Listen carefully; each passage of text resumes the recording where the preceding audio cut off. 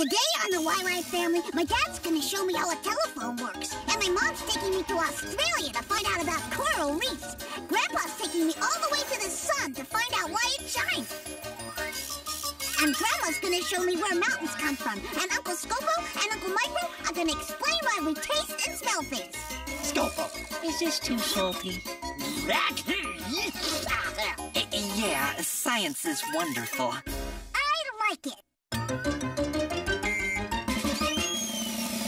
Come along with me and meet the smartest family in all the town. The YY Family. Mom can make it plain to see that what goes up eventually comes down. The YY Family. Come and meet the YY Family. We got a lot of real know-how. Grandpa knows a lot about farming. Ask him and he'll show you now. Why do airplanes fly? When I land, I'll tell you why. Meanwhile, there's a dragon making some kind of a potion in a vat. The YY Family. And Grandma's no stranger. She can teach you all the dangers found in that. The YY Family. Max is a mechanical marvel. Why? I know a copy kind of guy. Maybe we can show you the answer now. If you want to take a look inside. Everybody's in a lather. Rushing, wondering what's the matter. Every person hears a cry. He rushes to the baby side. What's the deal? What could it be? Just on the YY Family. Who has all the answers about the sun and moon and stars? That would be Zygo and Magic. Who can tell us all about the atmosphere and Mars? That would be Zygo and Magic. Pick a spot in outer space, they've been all around the place. Zygo and Magic, here they come.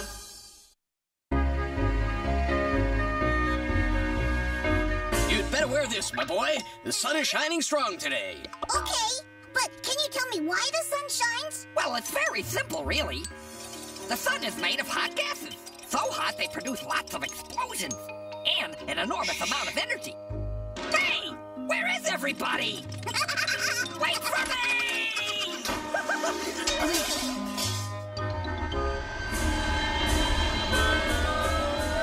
Is the sun a long way away?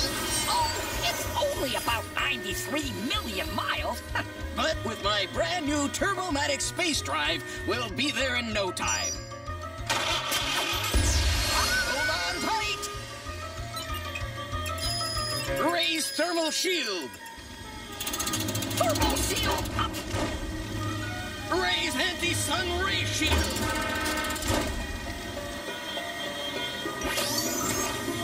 Shield up.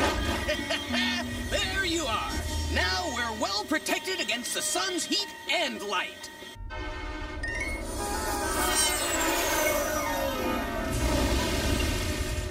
Look, Victor, this is the sun's outer layer. The temperature here is 9,500 degrees. And that's Fahrenheit. And that's hot. And that's nothing. The temperature at the core is thought to be 27 million degrees. So, where are we going to land? We can't land on the sun. It's just a big hot ball of gas, mostly hydrogen. And thanks to the wonder of YY vision, we can actually observe the hydrogen atoms that make up most of the sun. The tremendous pressure at the sun's core causes the hydrogen atoms to smash into each other. This causes the hydrogen atoms to fuse into a single helium atom. This reaction is called fusion. Every second, there are billions and billions of fusion reactions in the core of the sun. They produce a huge amount of heat and a huge amount of energy. This energy spreads to the sun's surface, then into space, and to the Earth. It takes the sunlight 8 minutes to reach the Earth. Here, check out this helioscope. It's Grandpa Maddox's latest invention. Patent pending. I can see lots of shiny dots. They're photons, the tiny particles of energy which make up light. These photons give us light and heat. Speaking of heat, I think it's time to get back to our nice, cool Earth.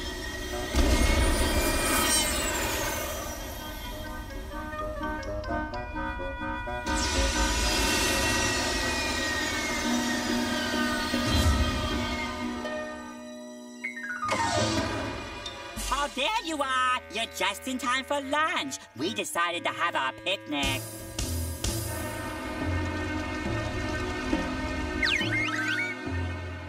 You should put a hat on, Victor. The sun is strong. Yep, and I can even tell you why. The kid's a genius, just like his father.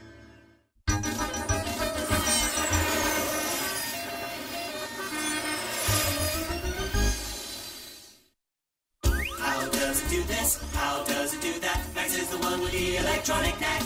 Machines are his thing, so don't go berserk. That's on the job.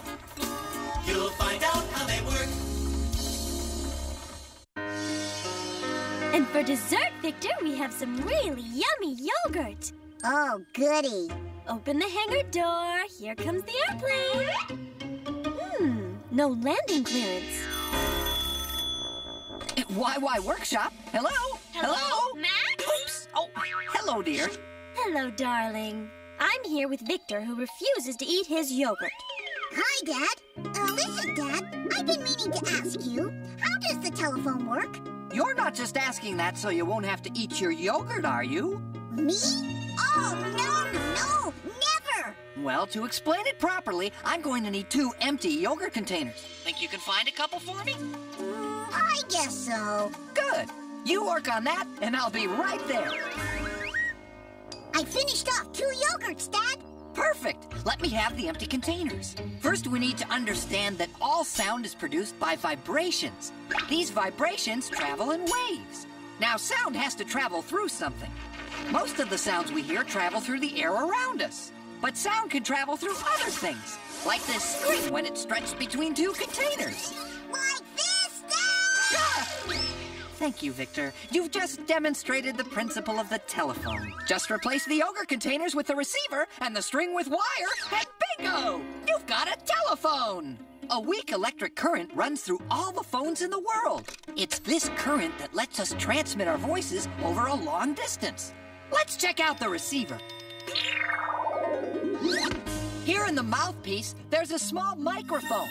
The sound of my voice causes a membrane in the microphone to vibrate. The vibrations of the membrane cause variations in the electrical current, which travels along the telephone line to the receiver at the other end, which has another membrane in its earpiece. The variations in the current cause it to duplicate the vibrations of the membrane in the microphone, thus reproducing the sound of the person speaking. Now let's make a call. I want to call my dad. But I'm right here. I know, but I've got something very important to tell you, Dad, and I want to say it from a distance. All right, Victor. This is a perfect opportunity to explain how satellites are used to help us make long-distance phone calls. When you take the phone off the hook, the electrical signal triggers a dial tone. Then I dial the telephone number. Each button has sent an electrical impulse through the wire to the local telephone exchange. There, the electrical impulses are converted into radio waves, which are transmitted to a satellite in space. Ouch! The satellite directs the radio waves back to Earth, to another telephone exchange, which changes the signal back into electrical impulses, which travel through another wire before reaching their destination. It's the only way to travel. Hello, Victor? Is that you? Hi, Dad. I just wanted to say thanks for explaining how the telephone works. Don't mention it.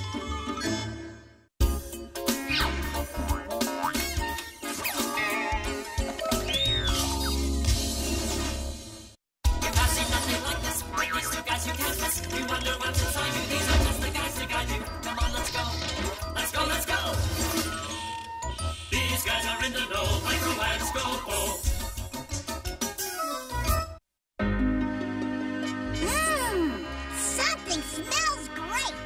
Naturally, it's my Italian cooking. Here, try the sauce. I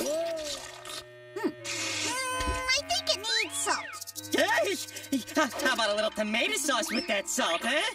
Scopo, is this too salty? So, how do we taste things? Well, where do you think this pizza gets its taste and smell from? Tomatoes and cheese? Radio. But the real answer is inside the tomatoes and cheese. Look here. Wow! What are those little bubbles? They're the chemical substances your nose detects when you smell the pizza. Or anything else. And when you enjoy the pizza's taste, it's actually these chemical substances you're enjoying. Is that all there is to it? Well, it's a bit more complicated than that. Scopo, time for the gizmo. Where are we? Looks like a tongue. I wonder whose. Yummy! Now to taste the food, the first thing your mouth needs is saliva! Phew! As it moistens our food, saliva frees the chemical substances in it. So we can taste them. Right. But your tongue only recognizes 4 basic tastes. Sweet, sour, bitter, and salty. You see, there are 4 zones on your tongue, 1 for each taste. The back of the tongue recognizes the bitter tastes, like orange peel. Orange peel? Yuck, yuck. The tip of your tongue recognizes sweet food. One side of the tongue recognizes salty food. The other side recognizes sour foods, like green apples. But how does the tongue recognize different tastes? Let's get a closer look. What's this? It's a taste bud. You got lots of them all over your tongue. They identify the chemical substances in the food. You mean these little red dots? Yes, the taste buds send the information to the brain. But they can only tell if the food is sweet, sour, salty, or bitter. Right. So how can we tell the difference between 2 sweet foods like strawberries and cake? For that, you need your nose. But we don't eat with our noses. No, but when a food's chemical substances are released, they travel up into the nose. Look, there goes some now. After them! Here we are. These are the sensory cells. You see, when they identify the chemical substances and send the information to the brain, that's when you taste your food. Stop that! This is my hat! Whoa! Oh, help! Oh, I think we've been smelled enough for one day. Let's go. The gizmo! It's gone!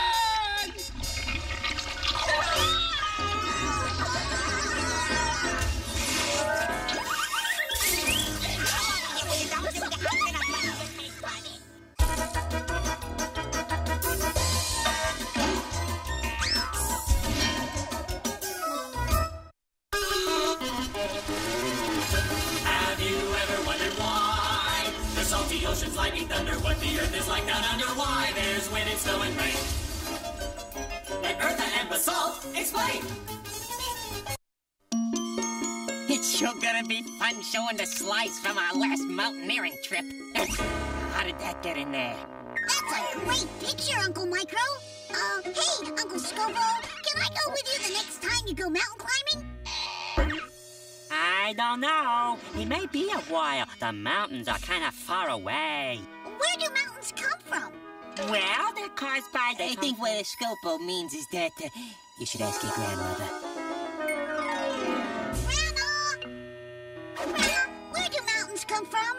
Sounds like Micro suckered you into looking at his boring slides. Well, dear, it's quite simple, really. You always say that. And it always turns out to be simple, doesn't it? Well, yeah. All right, then. The Earth is a bit like this cream puff. Don't get any bright ideas, Basalt. The Earth has a hard outer layer, or crust, just as the cream puff does. Now, the Earth's crust is made up of several chunks that fit together like puzzle pieces. These are called tectonic plates. Beneath the Earth's crust is a layer of red-hot molten rock called magma. The tectonic plates float on the layer of magma, which means that very slowly they move around. In fact, the plate containing Europe and the plate containing North America are slowly moving apart at the rate of about 1 inch per year. Wow! That calls for a cream puff. I'll say. Oh! Victor! Basalt! Oh, if the Earth is like a cream puff, I can't wait to see what mountains taste like. Wait here.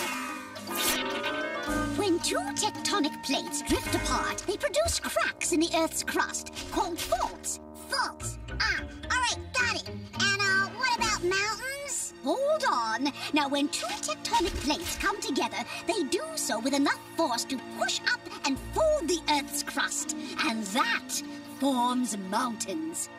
They do look delicious. I'm not finished yet. The tectonic plates converge in two different ways.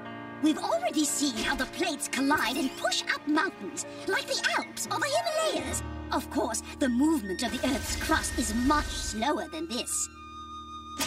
All right, now, tectonic plates don't just smack into each other. Sometimes one of them slides underneath the other. The upper plate is pushed up and mountains form. Mountains can also be formed by... Oh, that looks like a volcano. I was hoping you'd say that, Victor. On the boundaries between tectonic plates, you have cracks in the Earth's crust. The magma beneath the crust erupts through these cracks, forming volcanoes. As the magma cools, it hardens into rock and eventually builds up a volcanic cone. So you see, dear, it's all quite simple, just like I said it would be.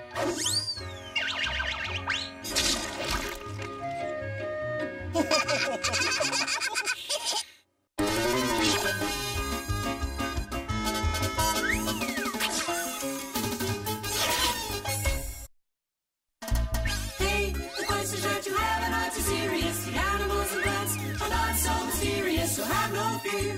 Everything will be made clear. Vanilla, Quick, and Quack are here.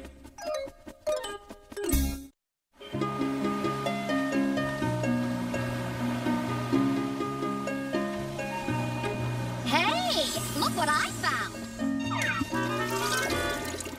Oh, thanks for the bath, Quick. You're welcome.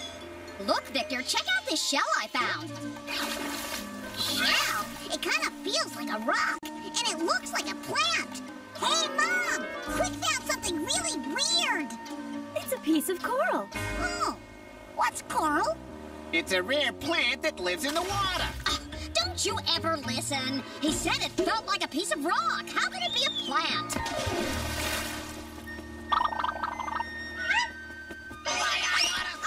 So anyway, Mom, what is coral? It's sort of like stone, but has tiny animals living inside it. It's found in the warmer parts of the ocean. Why don't we go see? Okay. Come on, guys. We're gonna go visit some coral.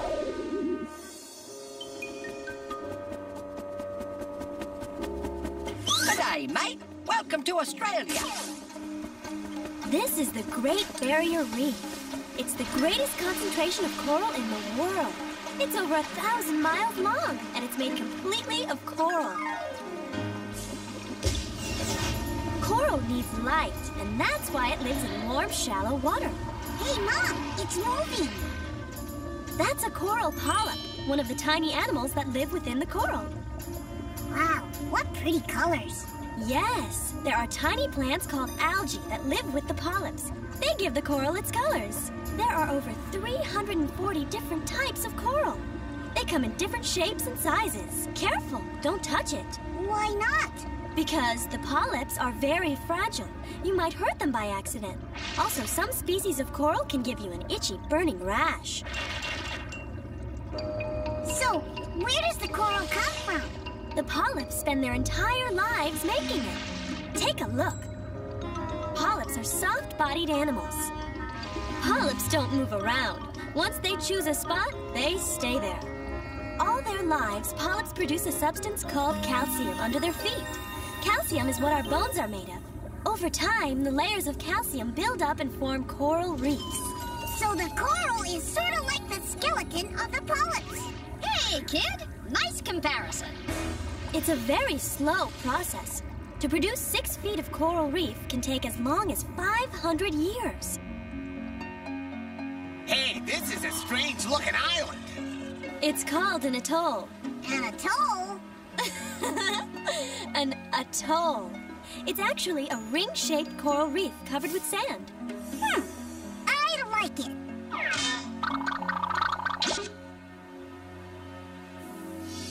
Hey, piece of coral? Nah, that's just a smelly old bone. Yeah, like your head.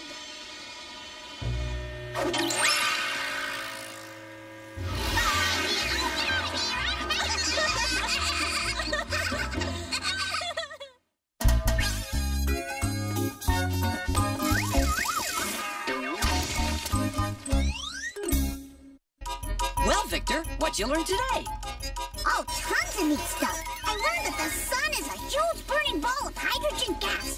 I also learned that a telephone works by changing sound into electrical impulses that can be transmitted to a receiver that changes them back into sound. Thanks for explaining how a telephone works! I learned that when we taste and smell things, the taste buds on our tongues and the sensory cells in our noses are reacting to chemical substances in the food. Yummy! And I learned that the Earth's crust is made up of sections called tectonic plates. And when these plates come together, mountains are formed. Sounds like a pretty big day. It was, but I still have plenty of questions left for next time.